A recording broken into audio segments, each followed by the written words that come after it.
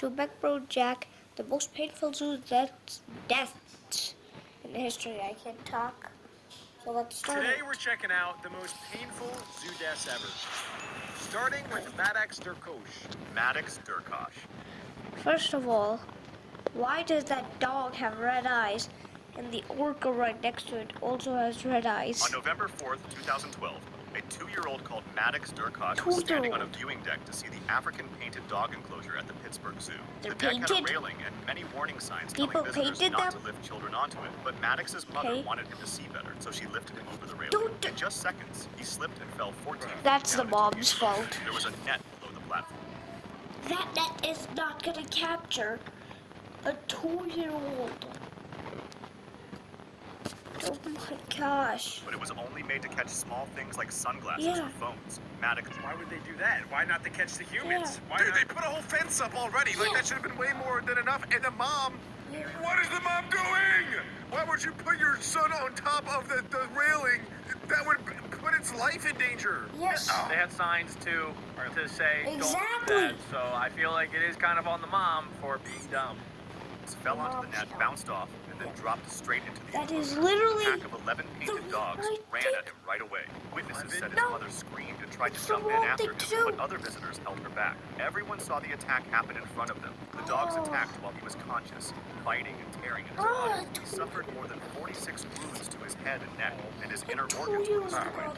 He bled to death inside the enclosure That's so before zoo sad. staff could get close enough to reach him. A police officer fired his gun and killed one dog, hoping it would stop the attack, but the other dogs kept going. The tragedy quickly started a big argument. The zoo said the mother had ignored the warnings and acted carelessly, while the mother and her family said the zoo was unsafe, that the railing left children in danger, and that the whole design of the platform was flawed. Both sides took legal action against each other, but in the end, no charges were brought against the mom. The family later made a private settlement with the zoo, and soon after the attack, the viewing platform was removed. As for the painted dogs, only the one killed during the rescue attempt died that day. The other dogs were later sent to different zoos. The painted dog exhibit was closed forever, and the space was later turned into a cheetah exhibit. No, more Nah, dangerous. wow, that one's crazy. It's not like I Jesus, feel are bad for the more kid, and I also feel dangerous, bad for man. the coyote or African painted dog. No, I mean, African painted. I can't imagine how the mom is going to sue the zoo when Yeah. she picked up her kid and Yep. put him on top of the railing and dropped Yep. him. Like, that's so Yeah. clearly your fault. Yep. If there was like a 3-year-old or a 4-year-old that climbed over himself and jumped Yeah. over, you could maybe argue like, okay, that's not safe for kids because kids are going to want to do that. But you picked him up. You Yeah. put him over the railing Yeah. and you dropped him. I think this is most of it is the lady's fault, but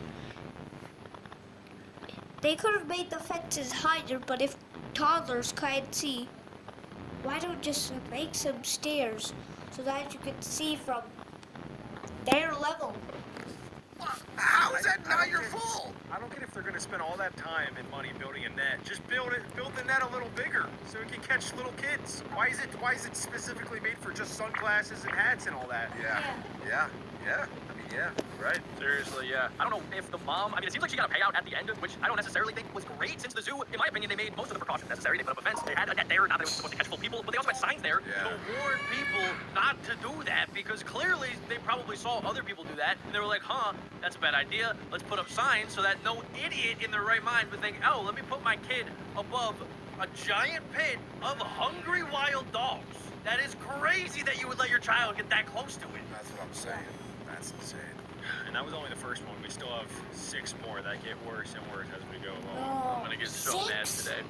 Dawn Brancheau was an experienced trainer with 15 years of work behind her. I heard and about was this one. especially known for her bond with the orcas. Her closest connection was with Tilikum, SeaWorld Orlando's largest whale, who weighed more than 12,000 pounds. Did you guys hear that about day, this? she was performing in the Dine with Shamu show, where guests sat by the pool eating while watching trainers and whales interact. At the end of the show, Dawn lay on a shallow ledge right next to Tilikum, rubbing his head as part of the routine.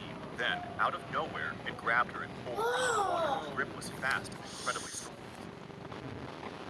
What do you think the staff or the people watching thought? The audience then saw the giant whale drag her under and thrash her around the pool, and SeaWorld staff rushed to help. They threw nets and food into the water to distract Tilikum and tried guiding it through different pools. hospitals until it was finally moved into a smaller medical pool where he could be contained. But for a whole 45 minutes, he would not let Dawn go. Oh my Trainers and gosh. guests could only watch helplessly as she drowned. When her body was finally recovered, the autopsy showed just how violent the attack had been. Drowning was the official cause of death, but her injuries were horrific. Her spinal cord was severed, her jaw, ribs, and bones in her neck were broken. Her scalp had been completely torn off, her left arm ripped away, and her left knee dislocated. The report showed she had not only drowned, she had also suffered massive trauma from the sheer power of the orca's movements. Her death led to trainers being banned from swimming with the whales during shows. Patricia Wyman. Nah, this is sad, guys. What are we doing anymore? I don't know why. Like, this is actually sad. Is that why people don't go to SeaWorld anymore? So I watched a documentary called Blackfish that kind of talked about there's multiple incidents at SeaWorld in particular where giant orca whales, are known to misbehave because they're not in the wild. They're stuck in these tiny enclosures, and they encounter the divers pretty frequently, right? So the divers actually develop a relationship with the orcas because they're extremely intelligent creatures, like smarter than even dolphins, some people believe, and they get really sad and depressed because they're basically in a prison, right? So a lot of them, they have their dorsal fins like this in the wild, but in captivity, they're all kind of like bent over, which is a sign of like they're actually depressed. So they're unpredictable. Is it like it's got its tail down? Sure, yeah, same idea. So the orca whales are not in the right state of mind, and most of the time they'll behave, but it only takes one time for this giant beast to do something unpredictable, and that's exactly what happened to Dawn. It's unfortunate, but it was something that was eventually probably going to happen to somebody down the line because these creatures are not meant to be kept in captivity like that. Yeah. Aren't orca whales also killer whales? You're just calling them. Yeah. Yeah, so what are we that's their doing? What are we nickname. doing? What are we doing? What are we Killer doing whales. swimming with killer whales? What do you It'd be think like- is gonna honestly, happen? It's like trying to hang around a lion and then being surprised when the lion tries to bite your head off. No, there actually are people that are friendly with lions. I guess, kind of the exact same way. It is. It's a similar idea, right? Like, it's a wild animal, but you can develop a relationship with it because animals are pretty intelligent, right? If you're feeding them regularly and if you treat them nice, most of the time they're going to be fine towards you, but it only takes one time for the wild animal to act like a wild animal, and that's it. It's over. That's why I'm scared of hanging around that. I never know. Any day, you could get me. He turns into a vampire sometimes at night. Lock your door, Alec. I do. Patricia Wyman's death came only a few days after she started what she thought was her dream job. In April 1996, the 24-year-old wildlife biologist had just been hired to care for the wolves at Halliburton Forest and Wildlife Reserve. The reserve was known for keeping its wolves as wild as possible, which is why visitors could only see the pack through one-way glass, and staff were warned that people should never try to make contact with the animals. Only a few days That's later, good. Patricia entered the wolves' 15-acre enclosure alone. Normally, the wolves were shy and stayed away from humans, but that day, something was different. When she stepped inside, the wolves stood up and began moving toward her. Witnesses later reported that they circled her, slowly surrounding her inside their territory. Patricia must have realized she was in danger, but before she could escape, she tripped over a fallen tree. That mistake sealed her fate because the alpha male rushed at her first, knocking her to the ground, and the rest of the pack followed. They bit into her arms and legs, tearing through skin and muscle, and pulled her in different directions. She tried to fight back, but the pack was too strong. Each wolf weighed as much as 176 pounds. Patricia lost blood right away and grew weaker as the wolves mauled her. She tried to protect her head and neck, but it wasn't enough. Within minutes, she died inside the enclosure, only 4 days into her new job. When police arrived, the wolves were still guarding her, even though they hadn't yet eaten her. When officers tried to approach, the wolves circled them too, growling and moving closer, until gunshots were fired into the air to scare them away. Experts later said that the wolves' behavior had shifted suddenly and unpredictably, especially in the alpha male. No one knows why Patricia entered the enclosure that day when it wasn't feeding time, but once she was inside, she had no way to escape. I'm surprised that they don't have better methods to, get the wolves away. Why does she not have a gun, or why does she not have, an air horn, or something to, prevent that from happening? It was her 4th day on the job. What is she doing in there? I don't know. It seems like she went in there maybe thinking like, oh, la la la, this is gonna be great. I'm gonna go interact with the wolves. This is my dream come true. But this was one of the situations where it's not even a zoo, right? Like in zoos, sometimes the animals are used to the zookeepers being in there. They're more used to people because people show up every single day by the thousands. But in a wild refuge, these are actually genuine wild animals. So they're gonna act wild. You can't go into a wild enclosure and think that wild things are not gonna happen. This is why, this is the one thing I don't like She about needs Disney some sort of movies animal that goes like. where they make the animals all friendly and lovely and all That's- that. And those my are kid is in the wild, good. I'm like, oh my gosh, look at that bear! It's like Brother Bear. Hey, buddy. Yeah. Pretty much, yeah. If you saw Winnie the Pooh in real life, he would eat you alive. Yeah, dude, little Christopher would have died. Literally. Yeah, a lot of these animals, it's not the animal's fault either. Like, it's just people not using common sense. The animals are doing what animals do. But as people, we're supposed to know better. Yeah, it's still sad though, because you never really know. I think I know with that last one. I think all three of us know you don't go into the wild wolf I mean, dude, refuge. we were just in Portland, Oregon, and we camped We didn't tell anybody where we were staying. We literally just picked a random corner and started camping throughout the night. We saw bear tracks, and we didn't care. Yeah. So we could have been in that same scenario. What did we have? We had sticks to defend ourselves. If a bear was actually there, we would have been done. We did have a plan. Remember how? What was our plan? Please, what was the Well, plan? remember how we were dropping feces all in a circle around the campfire? We had an air horn, too. Yeah, we had an air horn, and that was to Oh, is fend that off why we were everything. doing that? No. Yes. I was doing that for fun. Oh. Okay. And that's way different because we're not in a wild zoo or a wild refuge, Adam. We're by a It's trail. even worse. We were in the wild. We were in their land. In a frequented area that people go towards all of the time. It's way different. I don't know. I was pretty scared sleeping at night. Then Alex was next to me. I thought pretty much was there. It was Alex. I did sleep in the car. Yeah, you're talking about that game. I slept in the car. Me and Alex slept in the freezing cold and intense. I'm an intelligent man. I'm going to put the car as my protection. All right, next up is a super popular one called a Rosa King. Rosa Tiger. On what seemed a normal morning, Rosa King, a 33-year-old zookeeper at Hamerton Zoo Park, was cleaning the windows inside the tiger paddock before the zoo opened to visitors, which was just a routine part of her work. The enclosure housed Sissim, a fully grown male Malayan tiger. Safety rules required that a heavy vertical slide and 2 gates be closed to keep the tiger locked away See? whenever a keeper went inside. That's but smart. that morning, when Rosa stepped in, all 3 barriers had been left open. No. This meant Sissim had full access What? to the paddock. Tragedy struck. What? Sissim mauled her with So extreme sad. That's force. not even His his jaws clamped down on her neck Whose with fault enough is it? force to Like, break through what the bones happened? of her spine, and her spinal cord was completely severed in the neck area, a devastating injury that left her instantly paralyzed and unable to fight back. The bite crushed soft tissue and broke bone, while the tiger's teeth sank deep into her throat. Her arms were ripped open with deep gouges, and her right leg was badly torn by both bites and swipes. Across her body, there were many cuts and scratches, signs of repeated mauling. These wounds would have caused her to lose a huge amount of blood within only moments. A visitor looking through the viewing area was the first to notice Rosa's body lying motionless on the ground and raised the alarm. The investigation confirmed that there had been no mechanical failure with the gates or slides. Rosa had entered without realizing the barriers were open, leaving her exposed to the tiger. The zoo's safety system depended entirely on keepers following the procedure correctly every time. Alexis, somebody forgot to close it, right? But she didn't double check. She just went right in. I guess it's a double person's fault. Wait, Who forgot to I close it? saw Did anybody another get charged orca. in that? Like, whoever forgot to close it should probably be charged with something. This is sad, They guys. just This is forgot, sad. you know. It's like one of those things they just forgot, you know. Yeah, you know.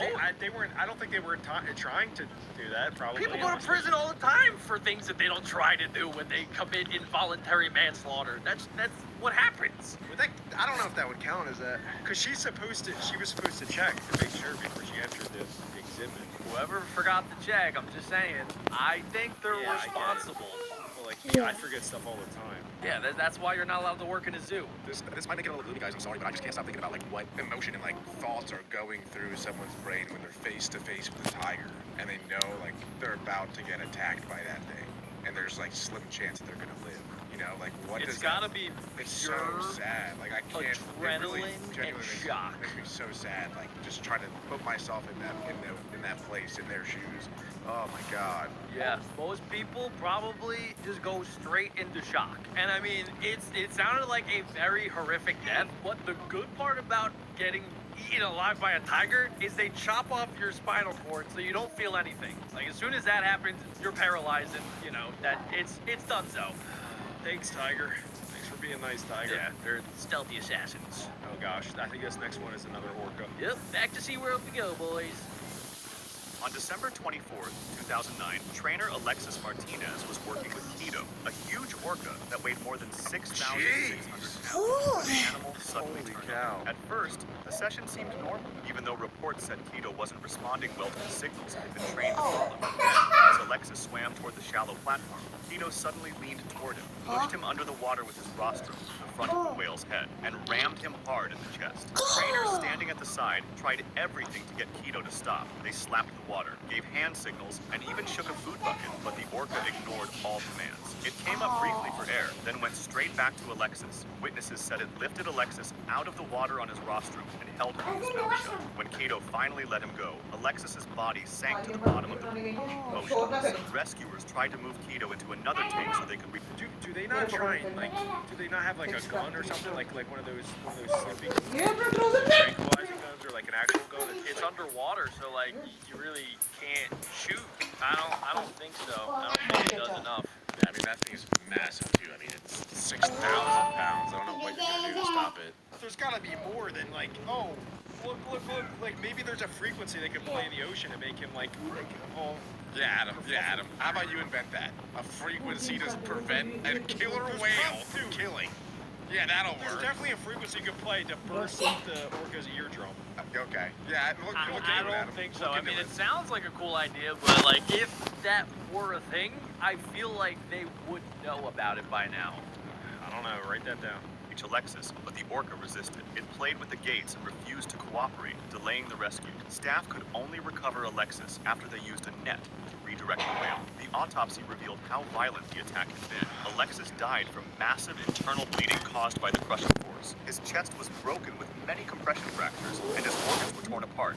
Gian Rankarasamy, on the morning of September 10th, 2025, 58-year-old zookeeper Gian Rankarasamy, a veteran who had worked with lions and tigers for almost 20 years, stepped out of his vehicle inside the lion enclosure during feeding time. Rankarasamy, on the morning of September 10th, 2025, 58-year-old zookeeper Gian Rankarasamy, a veteran who had worked with lions and tigers for almost 20 years, stepped out of his vehicle inside the lion enclosure during feeding time while tourists remained inside. Allegedly, according to the safety rules, no one is ever allowed to leave the vehicle in predator areas, but that morning, Gian did. He left the vehicle door open and stood beside it while the lions were being fed. One lion crept up behind him and suddenly pounced, knocking him to the ground. Within seconds, the rest of the pride joined in. Tourists sitting inside their cars watched in horror as the lions mauled Gian, biting and clawing him while he lay helpless on the ground. Some honked their horns frantically to try to scare the animals away, but the lions ignored the noise. The attack lasted for nearly 15 minutes before help arrived. When they finally reached the scene and pulled Gian's body out, the injuries were catastrophic. His chest had been ripped open, his neck and one leg were broken, and his body was covered with deep white claws. He was rushed to Future Hospital, but doctors could only declare him dead. Police and wildlife authorities want a full investigation to find out why Gian left the vehicle. Some believe it may have been a mistake or distraction,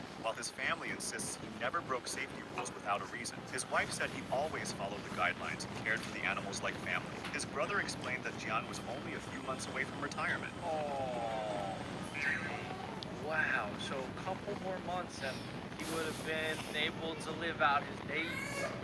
That's crazy to me because like somebody like that spent decades working with these animals, he knew exactly what to do. So I wonder why would he get out of the vehicle?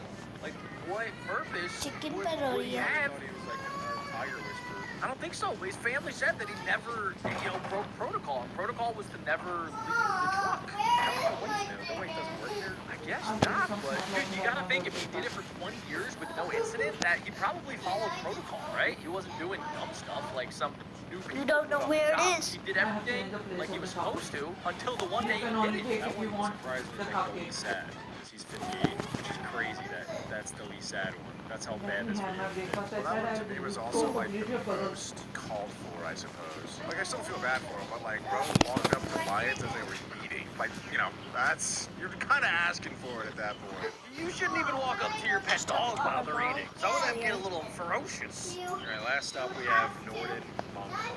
On the afternoon of November 13th, 2008, White tiger? 32-year-old Norden bin Montong, a Malaysian cleaner at Singapore Zoo, climbed over the barrier and jumped into the white tiger enclosure. People watching said he was carrying a I heard this one before too, and shouting as this he one walked. makes At first, sense. visitors thought it was part of the show and saw 3 white tigers coming toward him slowly. One moved closer, then suddenly hit him, knocking him to his knees. Norden tried to protect himself, even lifting the bucket over his head like a shield, but it was no use. A second tiger joined in, and both began biting him. Onlookers screamed for him to get back into the nearby water, but his sudden movements only made the tigers attack harder. One tiger bit into his neck and pushed him to the ground. Another grabbed his body and dragged him further inside the paddock. People threw things and shouted, but the attack went on for nearly 2 minutes. The tigers bit him again and again on the head, chest, and body. Doctors counted more than 90 wounds. His ribs and skull were broken, and the bites to his neck were so bad that he had no chance of surviving. Keepers ran to the scene and used long poles, banging them on the ground to scare the tigers away. After several tries, they managed to distract the animals long enough to pull Norden's body out. Veterinarians tried first aid while waiting for paramedics, but it was too late. He was pronounced dead shortly afterward. Investigators later said that Norden had entered the enclosure on purpose, and his death was treated as a suicide.